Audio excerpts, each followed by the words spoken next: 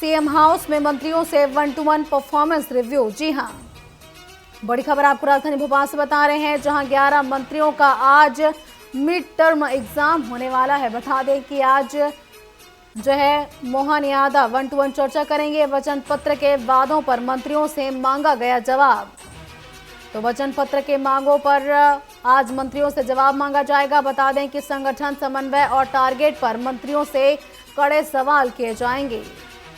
हारी हुई सीटों पर कामकाज का भी हिसाब लिया जाएगा। और ज्यादा जानकारी के लिए हमारे सहयोगी गब्बर सिंह ठाकुर बने हुए हैं। गब्बर, जैसा कि मंत्रियों से और उनकी परफॉर्मेंस को लेकर आज 1-to-1 चर्चा की जाएगी और एक बड़ा टेस्ट ये माना जा रहा है, क्या कुछ जानकारी और कैसे निर्णय लिए जाएंगे? क्या जो अच्छे परफॉर्मेंस नहीं किए रहेंगे मंत्री, उनको रिप्लेस किया जाएगा?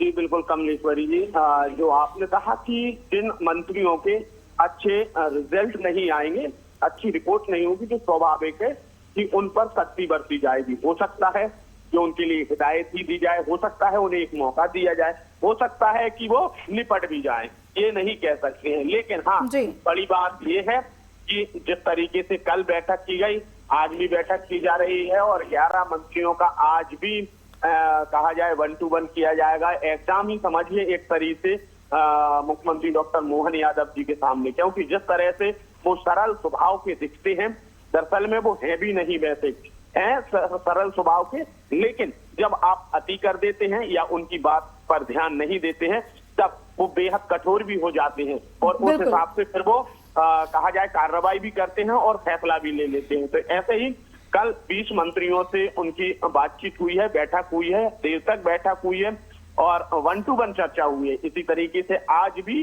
सुबह 9 बजे से 11 बजे तक जो 11 मंत्री बचे हुए हैं उनसे भी बातचीत हो रही है, उनसे भी लेखा जोखा मांगा जा रहा है 2.5 साल का। साथ ही उनके अधिकारी भी साथ में है।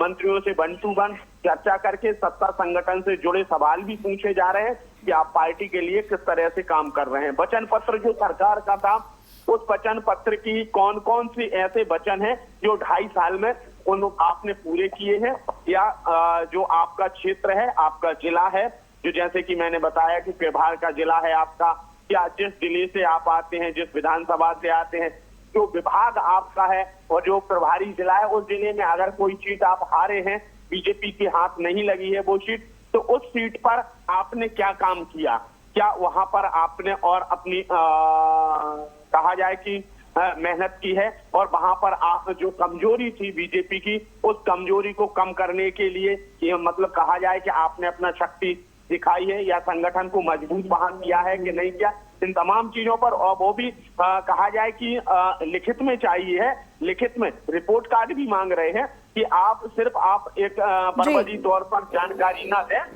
आप लिखित में दें कि आपने इतना काम किया है, वो कागजों में होना चाहिए, डॉक्यूमेंट। जी बिल्कुल गब्बर, कहीं ना कहीं प्रशासनिक सख्ती बरतने के लिए पूरी प्रक्रिया की जा रही है। फिलहाल तमाम जानकारियों के लिए आपका धन्यवाद।